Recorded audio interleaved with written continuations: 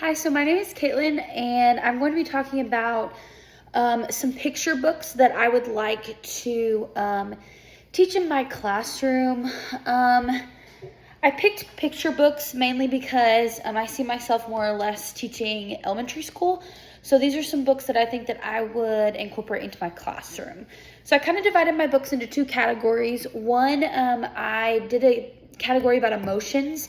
I think that younger children especially need to be taught emotions, and they need to be, taught in a way where they can understand, and picture books are always a great way to do that.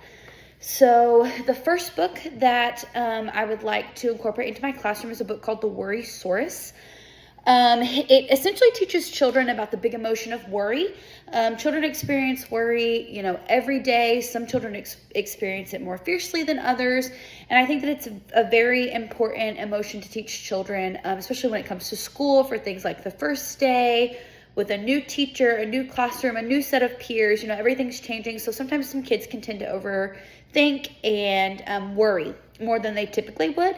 And so this book basically follows a little dinosaur who has what is referred to as a worry butterfly in his tummy. So he's got this little flutter in his tummy. And it talks about the little dinosaur overthinking and the little worry butterfly following him around.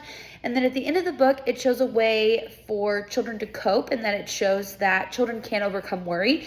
And in this particular book, the way that the Worrysaurus overcomes the worry is he pulls out a small bag of his special things that make him feel better and make all his little butterfly worries, stay out of his tummy and only remain outside. So that one I think does a really good job of teaching children that they can overcome worry. And like I said, a lot of younger children, especially nowadays, seem to have a lot more worries. So I think this would be a really good book to hopefully help children learn how to cope with their anxiety and their worry feelings. So that's why I picked that book. So the next book that I think I would want to incorporate into my classroom, which also goes along with the emotion theme, because like I said, I think children need to learn how to deal with their emotions, is a book called Angry Ninja. And this book essentially goes through and follows a ninja who is experiencing a very fierce, raging anger. It talks about how his little sister took his jump rope and he just exploded, and how he lost his basketball game and he just exploded, and it just caused him to be so angry. And so throughout the book, another ninja comes along. His name is actually Positive Ninja, and Positive Ninja actually gives Angry Ninja some techniques on how to work on his anger to make him not be so quick to anger. And so this book does a really good job of showing kids that there are techniques to control your anger. It actually gives the children a technique on how to deal with their anger. I think the technique is 1, 3, and 10. And it teaches the children the technique on how to handle their anger. And then it also shows Angry Ninja using that technique and being successful. And this book is actually from a series of books. So there's other books like Worry Ninja, which talks about anxiety, Jealousy Ninja, which can be a big one in a lot of classrooms. I think there's one called Compassionate Ninja and Humble Ninja. So those are some, great other emotions that children may be feeling in the classroom or outside of the classroom that would give them better ways to handle these big emotions that they may be feeling. And so ideally, I would like the whole set of these books in my classroom.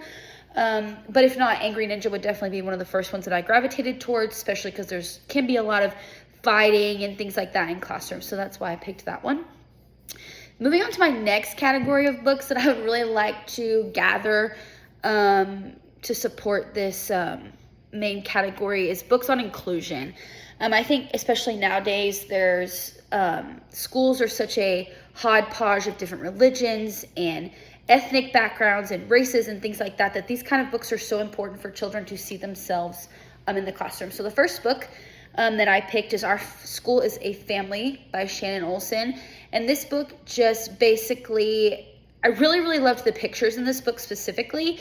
The book goes on to show children that are African American, Caucasian, Asian American, Latin American, disabled.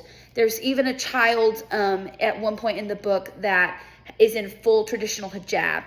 And I just think that this helps to show children that, yes, there are a bunch of different people in our schools, but even though we are different, we can still have a close school family and have a school that promotes learning and promotes everybody's differences and recognizes them as unique. So I really, really like that book.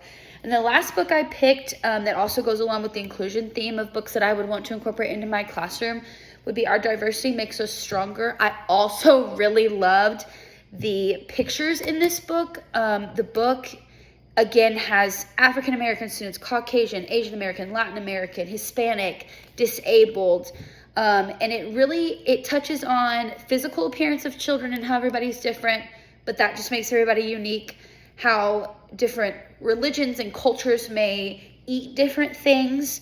It also discusses different religions, about what gods everyone prays to, and it also includes things like their unique hobbies.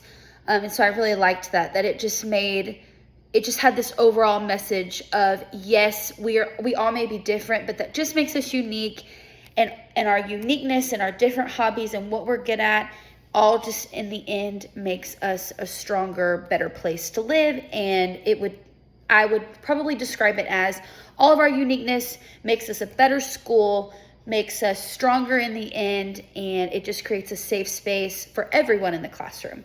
So that's my book talk.